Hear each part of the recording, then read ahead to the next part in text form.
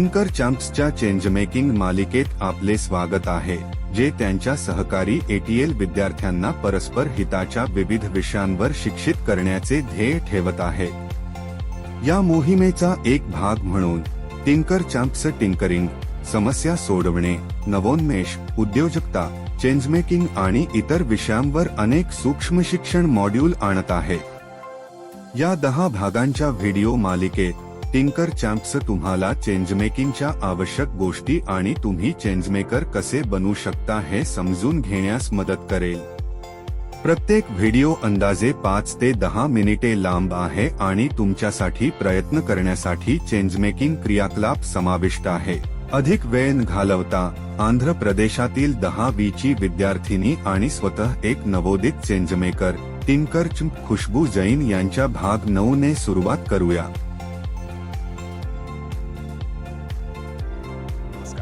Change making सिरीजच्या 9व्या भागात तुमचं खूप खूप स्वागत आहे।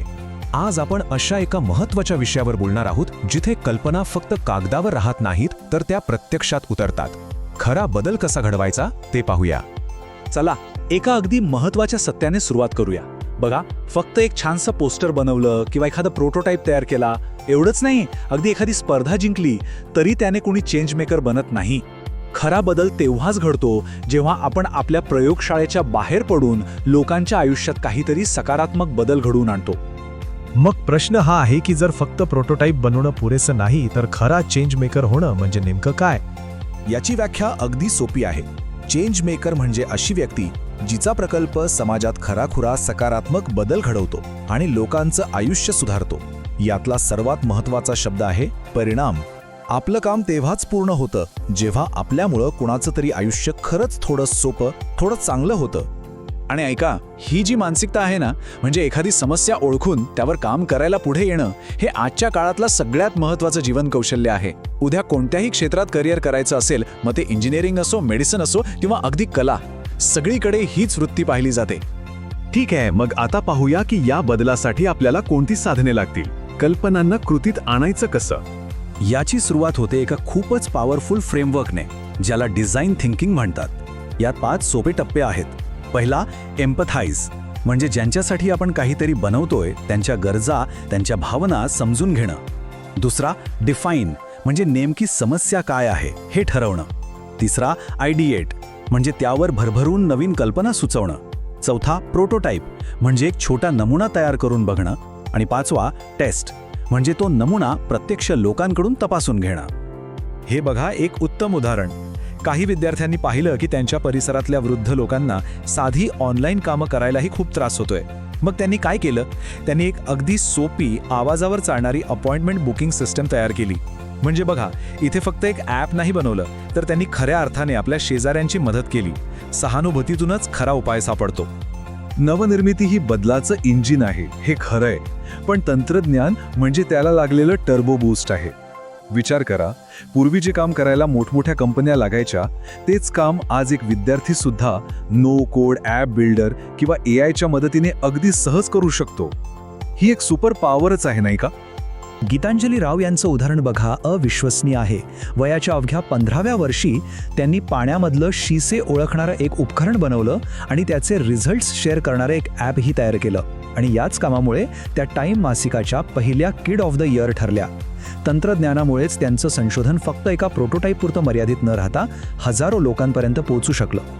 चला आता एका अत्यंत महत्त्वाच्या भागाकडे वळूया। आपण केलेला प्रकल्प खरंच यशस्वी झालाय हे सिद्ध कसं करायचं? आपला छोटासा प्रकल्प सुद्धा खूप मोठा बदल घडू शकतो, विशेषतः जेव्हा आपण त्याला संयुक्त राष्ट्रांच्या शाश्वत विकास ध्येयांशी म्हणजे SDGsशी जोडतो। जसं की कमी खर्चाचं वॉटर फिल्टर बनवणं म्हणजे स्वच्छ पाण्याच्या ध्येयासाठी काम करणं, किंवा गणित शिकवणारा ॲप बनवणं म्हणजे दर्जेदार शिक्षणासाठी मदत करणं। असं केल्याने आपला स्थानिक प्रयत्न थेट जागतिक बदलाचा एक महत्त्वाचा भाग बनतो। पण एक गोष्ट लक्षात ठेवायची, फक्त SDGचा लोगो लावून काही होणार नाही। आपल्याला मोजता येण्याजोग्या परिणामांनी ते सिद्ध करावं लागेल, आकडेवारी द्यावी लागेल।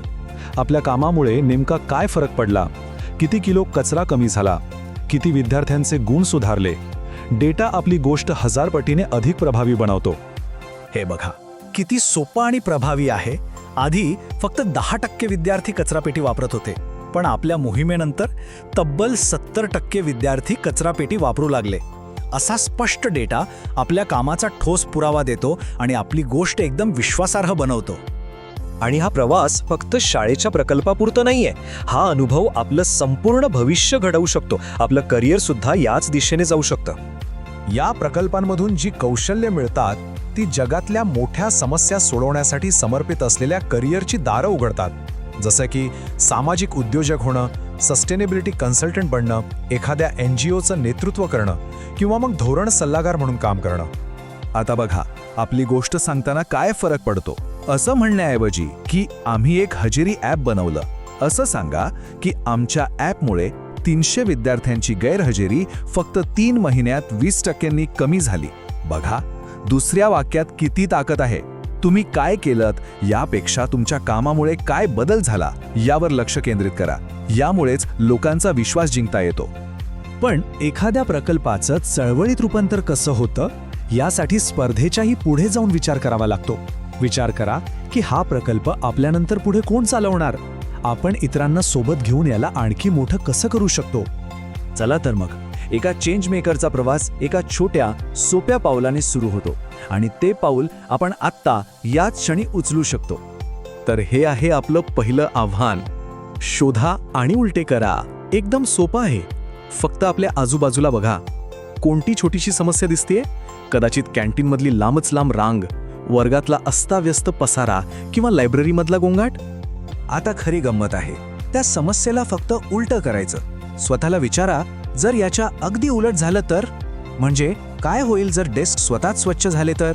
किंवा लायब्ररीत शांतता ठेवल्याबद्दल काहीतरी मजेशीर बक्षीस मिळालं तर? बघा, हा एक साधा प्रश्न आपल्याला कितीतरी नवीन कल्पना देऊ शकतो.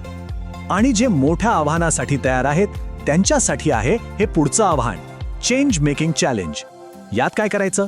एक जागतिक आव्हान निवडा, त्याला एका SDGशी जोडा, त्यावर एक टेक्स्ट सोल्युशन तयार करा आणि सर्वात महत्त्वाचं म्हणजे किमान 10 खऱ्या लोकांना ते वापरायला द्या.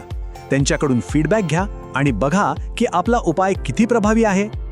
एक गोष्ट नेहमी लक्षात ठेवा, नवनिर्मिती म्हणजे केवळ नवीन साधने किंवा तंत्रज्ञान नाही, तर धाडसी कल्पनांना प्रत्यक्षात कृतीत आणणं आहे. चेंज मेकिंग हे प्रकल्पांबद्दल नाही, तर खऱ्या लोकांबद्दल, खऱ्या समस्यांबद्दल आणि खऱ्या परिणामांबद्दल आहे. म्हणून स्वतःला चेंजमेकर म्हणवण्याआधी फक्त एक प्रश्न विचारा, मी जे काही बनवलं त्यामुळे कोणाचं आयुष्य थोडं तरी चांगलं झालं का? हेच आपल्या कामाच्या यशाचं खरं मोजमाप आहे. तर मग मोठी स्वप्न बघा, अगदी लहान सुरुवात करा, पण कृती करा. कारण जगाला बदलणारी पुढची महान कल्पना कदाचित तुमच्याच डोक्यात असेल.